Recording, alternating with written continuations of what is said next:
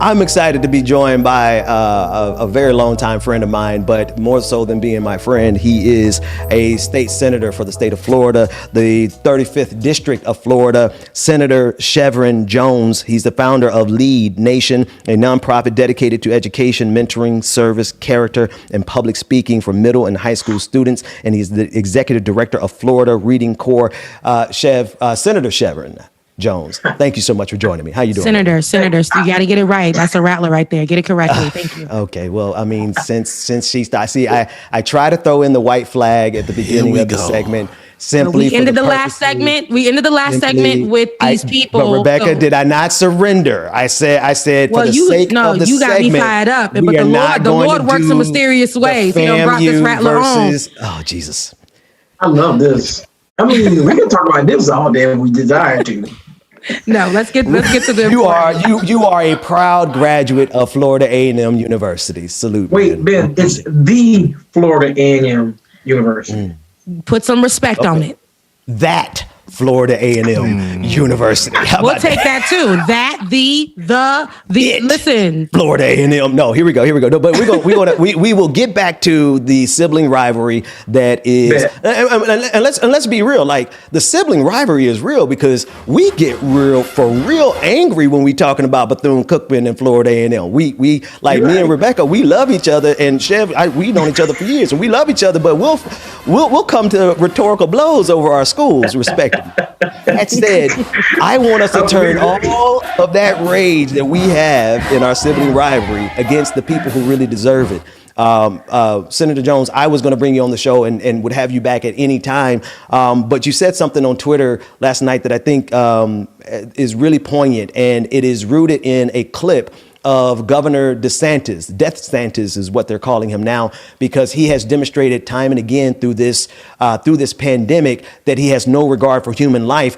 And before I read what you said, I want to first play the clip of Ron DeSantis in this press conference so that everyone can see exactly how repulsive this human being who is occupying the governor's mansion in Florida actually is. Take a look at this clip. But look, I mean, if Manatee County doesn't like us doing this, then we are totally fine with putting this in counties that want it. And we're totally happy to do that. So anyone that's saying that, let us know. If you want us to send to Sarasota next time, or Charlotte, or Pasco, or wherever, let us know. We're happy to do it. Now, to be sure, he's talking about the distribution of the vaccine.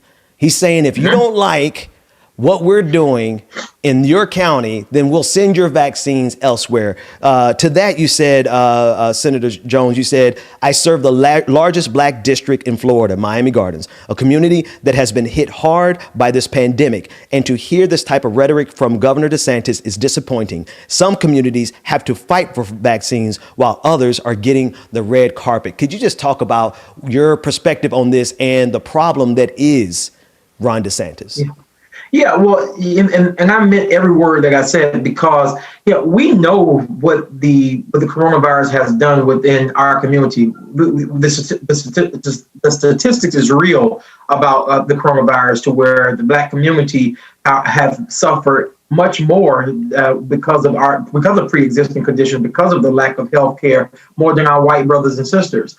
And the governor is very well aware of the statistics, because we've shown it to him, the professionals have shown it to him. And for him to go to Manatee County to allow a commissioner to say that the 3,000 vaccines will be given to the two wealthiest zip codes within that county, while we're in South Florida fighting for vaccines, and we're getting 500 here, 500 there, 1,000 here, 1,000 there, and people can't get an appointment for 2-3 weeks, up to a month. That's the red carpet in Manatee County, while we still constantly have to fight to get vaccines for within our community. And I mean it, that within the state of Florida, District 35 is the largest black district in the state, but yet and still we're fighting like second-class citizens just to get vaccinated. And that's why African Americans do not trust the government and even the vaccine distribution or receiving it. And it's Man, brother, you hit on a whole lot there, because even in our attempts to overcome the justifiable hesitation that Black people have with regard to receiving this vaccine, we are also having to overcome the disproportionate distribution of this that is in your state, not going to communities of color, specifically Black communities. So it's like you're fighting in your district, you're fighting on a two-front war against the misinformation, disinformation with regards to the vaccine, but also a state governor who simply has no regard for the conditions of people in your district. No, I mean, there's no regard at all. I mean, but this is, I mean, it's not as if I'm surprised by what's happening, right? And the fact of the matter is this: if we don't say nothing, we're just as bad as the governor if we don't say anything about it. The problem that we're dealing with right now in the state of Florida is that there was no distribution plan. Because there was no distribution plan, we have all of these hiccups that we have going on. Thank God for Director Moskowitz, who is the director of emergency management here in Florida, because he, as much as he can, he did try to put these vaccine pods within African American communities, but he can only do what the executive leadership will allow him to do. And so, with that being said, we now sit in a position where we're begging for vaccines to come into our community to make sure that we can have the access that we need. If you want us to trust us, the government, as you all are trying to communicate to the Blacks to receive the vaccine, give them a reason to trust you. Absolutely. I look at Florida, and all three of us on the screen now, we've all either lived in Florida for extensive amount of time or currently in Florida, as you are, Senator Jones. And I feel like a lot of the problem in that state is the fact that so many victories and for the Republicans have just like seceded one after the other. The political situation in the state of Florida is tenuous at best for people who actually want to do good. Talk about the political climate as it pertains to like how we actually survive this pandemic. There's political problems that we have. There's you guys are in the minority in the Senate, right? You guys are in the minority in the House, and you have DeSantis. How do we make these gradual changes that need to happen, simultaneously realizing that we don't have a lot of time to wait for these gradual changes? Well, I would be lying if I said that Democrats in Florida were elated with the state and local election results in November and what happened in August. While we were thrilled with the win of, and we celebrate Vice President Harris and President Biden, we clearly have some work to do when it comes to how we organize. We have work to do in the bench that we have. Let me tell you something.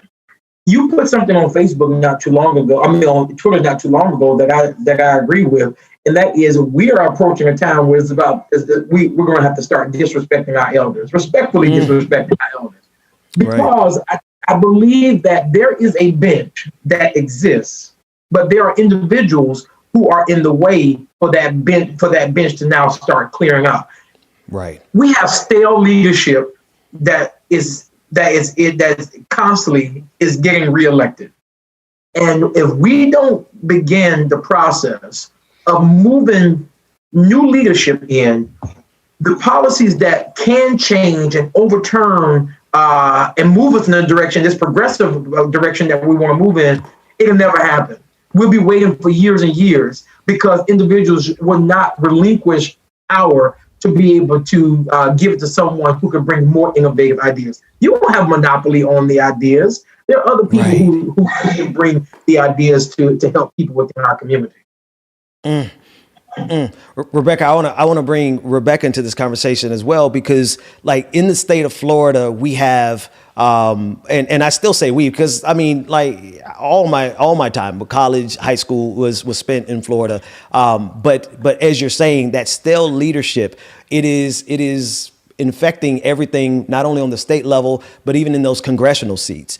And as you know, I did say that it's time to start disrespecting our elders. And you took it exactly the way I want. Like, it's time for us to start moving that generation out of the way, not because they're older, but because exactly what you described is stale leadership. And Rebecca, I know, like, you know, in your time in Florida, you run into some of these same problems that people are dealing with regard to leadership, failure of leadership not only for African American communities, failure of leadership in terms of the Haitian community in Florida. It is indicative of exactly the problems that we're facing in Georgia, if you ask me.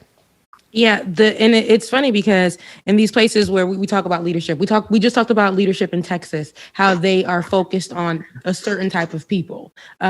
Minorities, Black and brown people are going to be at the bottom of that list, especially immigrants in Florida will be at the bottom of that list when they are Black and brown immigrants. So we know that has been something, you know, especially me, my parents are immigrants. Leadership in South Florida has never, particularly in West Palm Beach, has never been, has never included them when it came to any things like policies or anything. They've always been at the bottom of the list. So when we look at people like George or DeSantis, when I was watching him speak, what's funny enough is that although we don't have Trump anymore as the leader, just in his mannerisms, you know, and how he's holding his hands and how he's talking to the people, to speaking down on them. And because they didn't like something, he says, if you didn't like it, I'm going to reprimand you some more by just taking it away and giving it to the other communities that accepted it. And that's not how you speak to people. That's not how you speak to people that are questioning you, rightfully so, and who are holding you accountable. So that just goes to show that leadership, you know, we have to start looking at who we have in place, which I think we are starting to, but this right here, focus on what these people are saying. Yeah. This is a whole Pandora's box. You know, we're in the middle of a pandemic. So, and this is how he's looking at the community. He says, this is supposed to be somebody that's supposed to be listening to the people, following what they say, seeing how he can help, seeing how he can take what they say and start developing policies and developing plans, right? That's why we put you in place. But you're just like, I made a decision. Y'all don't like it? I'm going to take it away and go give it to people who look like me. Right. So this is where the problem lies. Yeah. Senator Shev? Well, listen, period. There's nothing for me to say. Point blank. That's why I just waited. Period, point blank. Florida A&M. It's a Florida A&M thing. You know? Jesus, here we go. But the one thing that you said in there, Rebecca, that because the Trump is gone, but Trumpism, Senator Shev, Trumpism isn't gone. That's real. It's alive. Trumpism is alive and well. But I will say this, that there is a place that we're in right now politically to where the Republicans are now having to find themselves. They're trying to figure out, are we Trump or are we the party before Trump? And it's a hard thing for them to try to balance, because the Trumpism is real, because you have those individuals who are diehard Trump Republicans.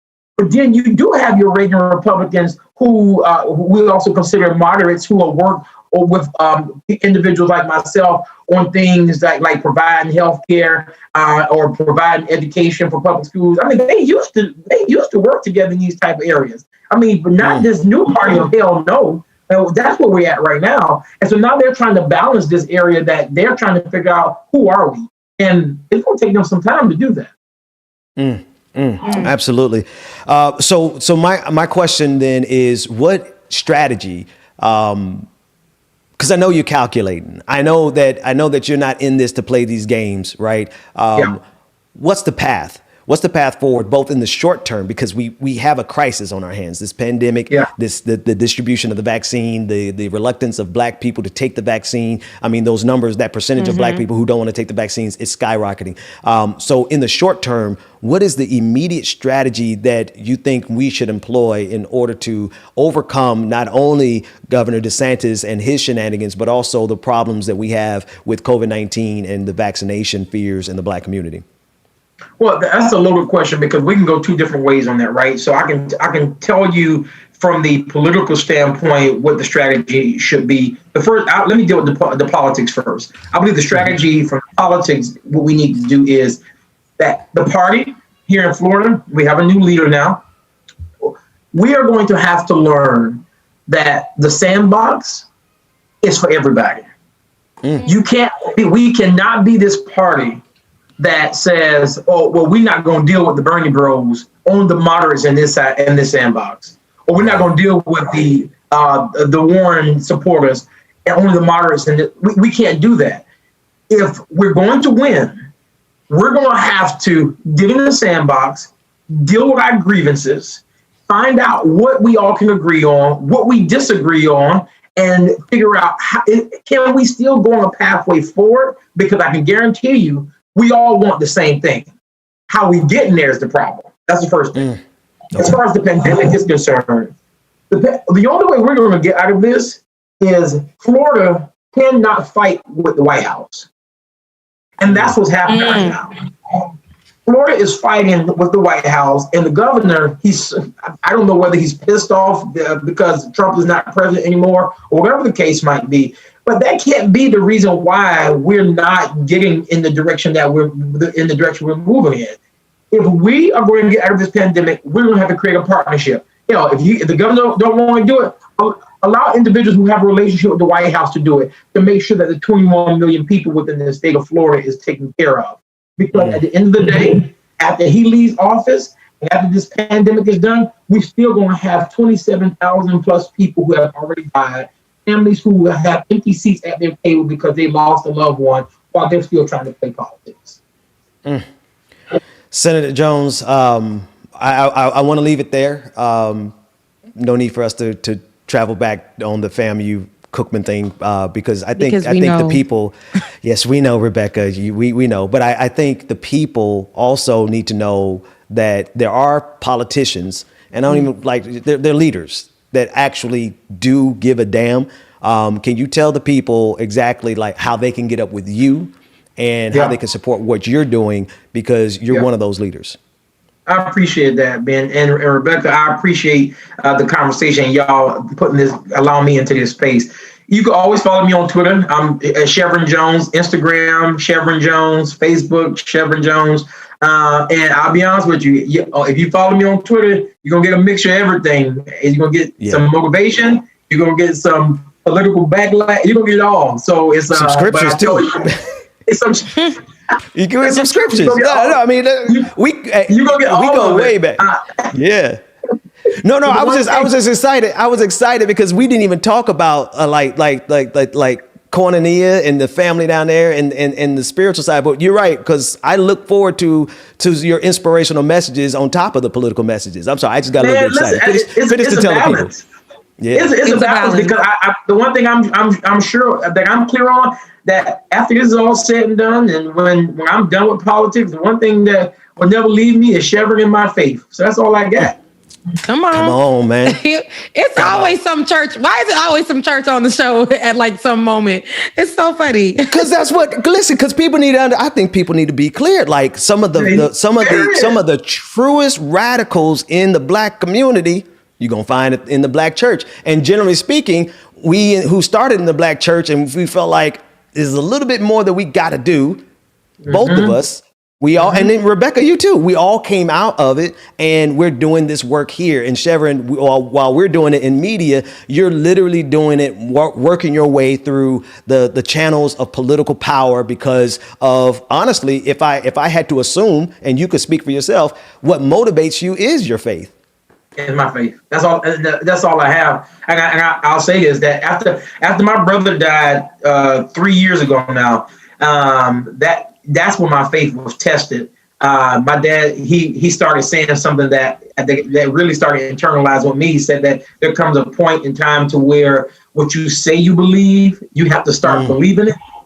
And that hit me 3 years ago. And so now I use that as my catapult in a lot of different areas. Even when I was running for Senate, as much as my opponents came after me and they did all this stuff to me, that was the one thing that I kept saying to myself: when it's time to believe it, you better start believing it. And that's what I did. Some people ask me what's my next move, I said I'm gonna move as high as the people take me. I'm going to move as high as the people take me. Enough love said. it. Shout out to FAMU for producing such quality leaders. We'll give y'all that.